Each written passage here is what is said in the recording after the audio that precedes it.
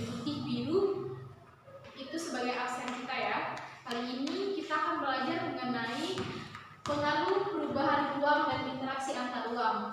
Sebelumnya kita sudah mempelajari tentang dinamika penduduk yang ada di dunia. Kita akan melanjutkan pelajaran kita pada hari ini.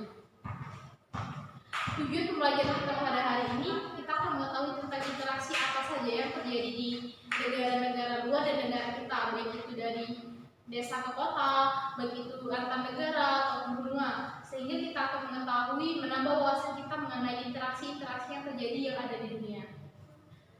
Yang pertama itu adalah dampak dari interaksi desa ke kota. Sebelumnya gue akan menjelaskan pengaruh perubahan ruang dan interaksi antar ruang ini terbagi menjadi dua, yaitu perubahan dalam lingkup dan skala. Sedangkan dalam lingkup sempit itu biasanya terjadi interaksi antar desa ke kota, baik itu dalam segi masyarakatnya ataupun budayanya. Sedangkan dalam lingkup besar ini terjadi interaksi antar negara, yaitu biasanya ini terjadi antar negara Indonesia dengan negara Malaysia ataupun sebaliknya dan negara-negara lainnya juga. Salah satu faktor peralihan dari interaksi ini adalah terjadinya peralihan lahan hutan yang dulunya hutan beralih menjadi permukiman warga dan lahan pertanian. Nah, ini didasari karena adanya pertumbuhan penduduk yang sangat meningkat di negara kita, sehingga adanya perubahan peralihan dari lahan hutan ke pertanian dan permukiman. Salah satu contoh perubahan interaksi itu ada pada negara benua Eropa.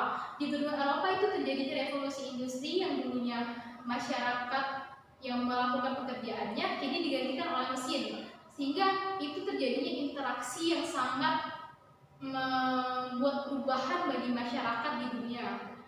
Nah, selanjutnya juga di negara Asia, di benua Asia, ada banyak sekali perubahan interaksi yang terjadi. Sekitar pada tahun 2015, sekitar 47% orang dari desa pindah ke kota untuk memperbaiki hidupnya. Biasanya ini bertujuan untuk memperbaiki lapangan pekerjaan, menghindari konflik di desa, dan juga adanya bencana alam, sehingga masyarakat desa itu sangat terpaksa untuk pindah ke kota, dan juga mereka mungkin mencari kehidupan yang lebih baik juga yang ada di kota.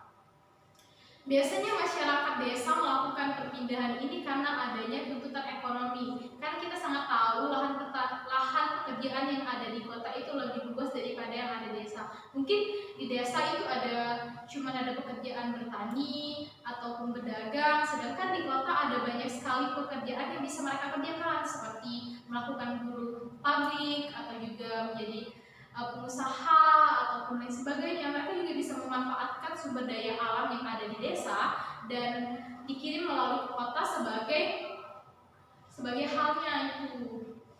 Selanjutnya adalah dampak dari interaksi desa ke kota. Nah, dari interaksi tersebut tentu saja memiliki dampak bagi desa maupun kotanya. Nah, pertama itu semakin beragamnya produktivitas pertanian. Ini bermaksud semakin beragamnya produktivitas pertanian itu berarti ada banyak sekali yang berubah dari interaksi desa ke kota itu, mungkin dalam segi bahan-bahannya atau dalam segi teknologi pertaniannya.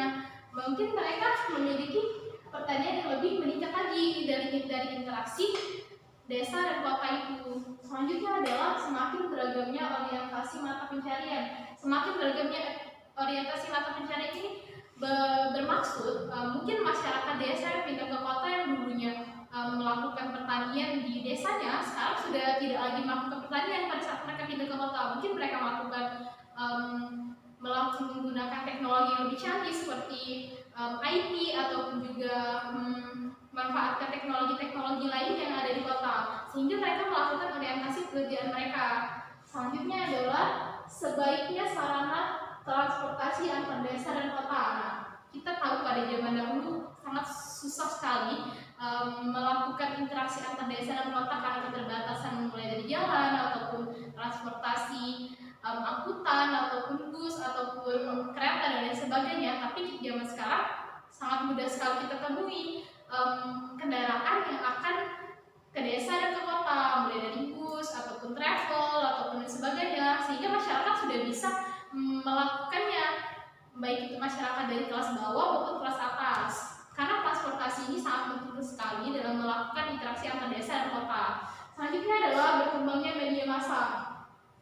Berkembangnya media massa ini kita sangat mengetahui perkembangan teknologi yang sangat cepat sekali dari tahun ke tahunnya, sehingga yang zaman dahulunya kita hanya mengirimkan surat dan menunggunya beberapa hari untuk mendapatkan mengetahui kirimannya. Kini sekarang kita sudah berkomunikasi melalui media elektronik saja, mulai dari telepon genggam ataupun dari WhatsApp, Facebook ataupun lain sebagainya. Tidak hanya orang kota yang bisa menikmatinya, tapi juga masyarakat desa, sehingga interaksi antara desa dan kota menjadi lebih mudah. Yang selanjutnya terakhir adalah makin banyak guru dan sekolah dibangun di desa. Nah, ada banyak sekali, kalau dulu itu banyak sekali masyarakat desa yang kurang mendapatkan pendidikan, tapi sekarang pemerintah sudah melakukan pendidikan yang merata, mulai dari di desa maupun di kota. Mereka meningkatkan fasilitasnya, menyamakan antara fasilitas pendidikan yang ada di desa dan juga di kota, karena ini sangat menunjang sekali dari generasi ke generasi penerus bangsa kita. Selanjutnya adalah pengaruh interaksi keruangan antar kota dan desa. Dari interaksi tersebut tentu saja kita mengetahui akan pengaruh-pengaruhnya. Pertama itu pengaruh secara ekonomi, kota memperoleh sumber daya dari desa. Nah, ini bermaksud mungkin saja kan desa memiliki sumber daya alam yang sangat meningkat, mungkin dalam segi pertanian, sayuran, yang tentunya masyarakat kota mengonsumsinya. Masyarakat kota juga sangat jarang sekali, malahan tidak diketahui orang kota yang melakukan pembukaan lahan seperti petani tersebut, sehingga mereka harus mendapatkan sumber daya tersebut dari desa. Kita lanjutkan lagi. Jadi keuntungan tersebut dapat meningkatkan interaksi antara desa dan kota. Selanjutnya adalah penduduk desa yang bekerja di kota. Kita mengetahui sebagian besar dari penduduk kota itu adalah penduduk desa, karena banyak sekali masyarakat desa yang pindah ke kota untuk menikmati lapangan pekerjaan yang tersedia di kota. Oleh karena itu, ada banyak sekali penduduk kota yang berasal dari desa. Tidak sedikit malahan penduduk kota itu berasal dari desa. Ya tujuannya banyak sekali, mulai dari meningkatkan kinerja hidup, meningkatkan sumber daya lapangan pekerjaan yang ada di kota, dan lain sebagainya. Selanjutnya adalah kota dihuni oleh pendatang dari desa dan sebagian masih mempertahankan budaya atau cara hidupnya di desa. Sebenarnya ini hampir sama dengan yang di atas tadi, penduduk desa yang bekerja di kota, karena memang sebagian besar orang kota itu berasal dari desa. Nah, tidak memungkinkan masyarakat desa yang pindah ke kota itu tidak meninggalkan gaya hidup mereka yang waktu masih di desa, karena memang mungkin ada hal-hal baik yang masih mereka gunakan pada saat mereka tinggal di kota. Selanjutnya ini adalah penampilan perbandingan penduduk yang tinggal di perkotaan dan di pedesaan. Kita dapat melihat ini adalah 24% orang yang tinggal di desa. Karena di kota memiliki sumber daya dan teknologi yang lebih tinggi, maka banyak sekali orang desa yang pindah ke kota untuk meningkatkan gaya hidupnya. Lihat, dari 100%, 28% orang yang tinggal di desa dan 47% orang yang tinggal di kota. Sehingga ini bisa dilihat permukiman kota itu lebih padat daripada orang-orang di desa. Selanjutnya, pengaruh antar ruang dapat berpengaruh dalam segi ekonomi, sosial, budaya, dan politik. Kita mengetahui memang interaksi itu akan mengakibatkan dan mempengaruhi berbagai macam segi, mulai dari ekonomi, sosial, politik, budaya, pendidikan, semuanya akan berpengaruh kalau kita melakukan interaksi, baik itu dalam interaksi skala kecil ataupun skala besar.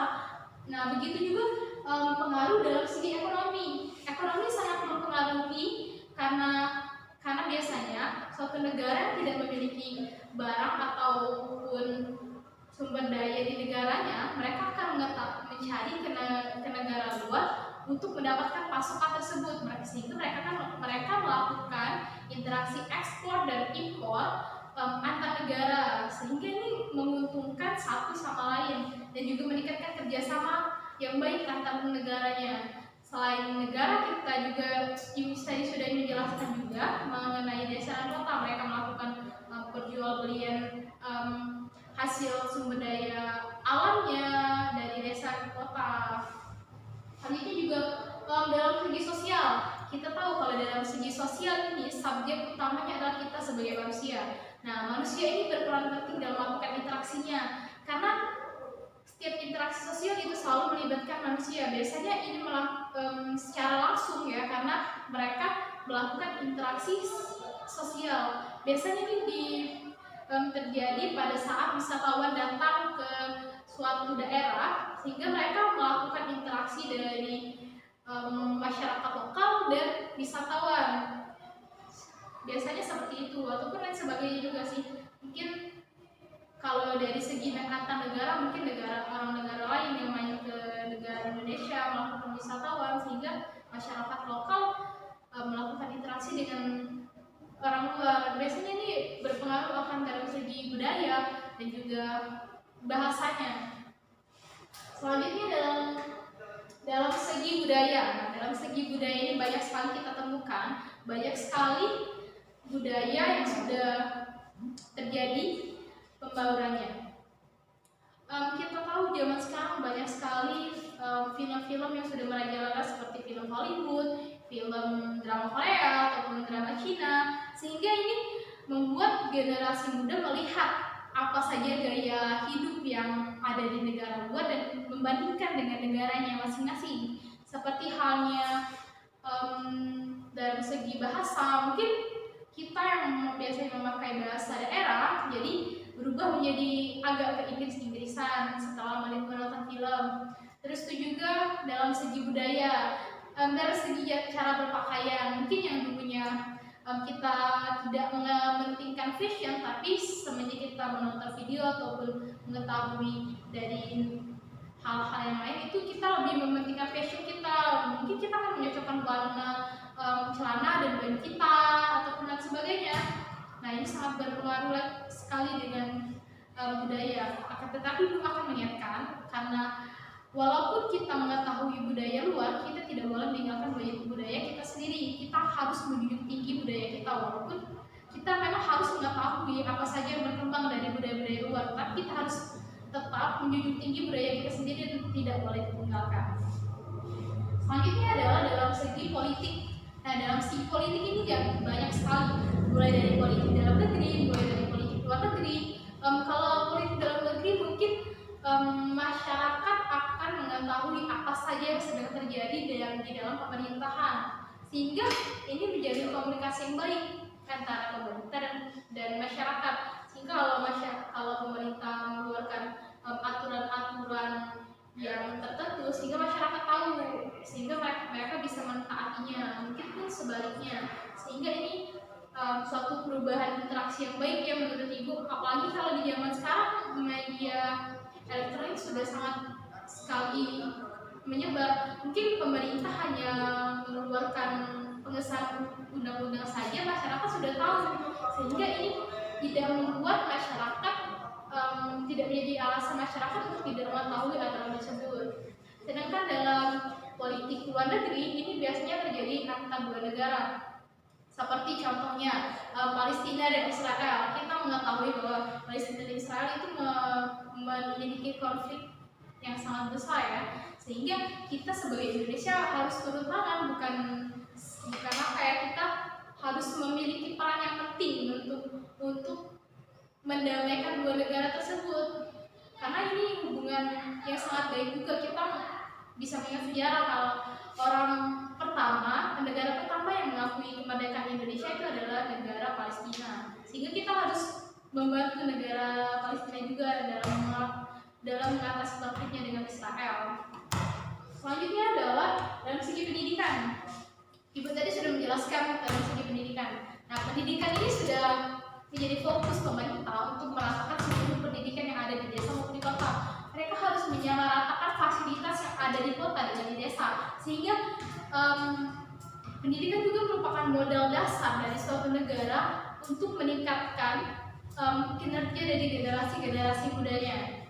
Kita tahu salah satu modal pendukung suatu negara menjadi maju adalah dari segi pendidikan generasi-generasi penerusnya, sehingga mulai dari segi fasilitas ataupun guru-gurunya ataupun bangunan sekolahnya, sekolah harus maksudnya pemerintah harus memfasilitasi agar murid-muridnya bisa belajar dengan baik.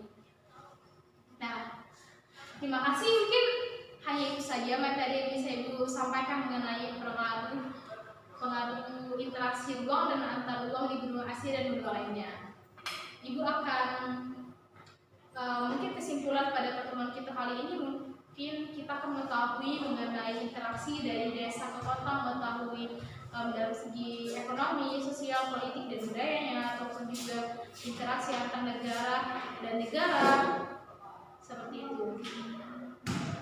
Ibu akan menutup pelajaran kita kali ini. Semoga kita mendapatkan, semoga apa yang Ibu jelaskan tadi mendapat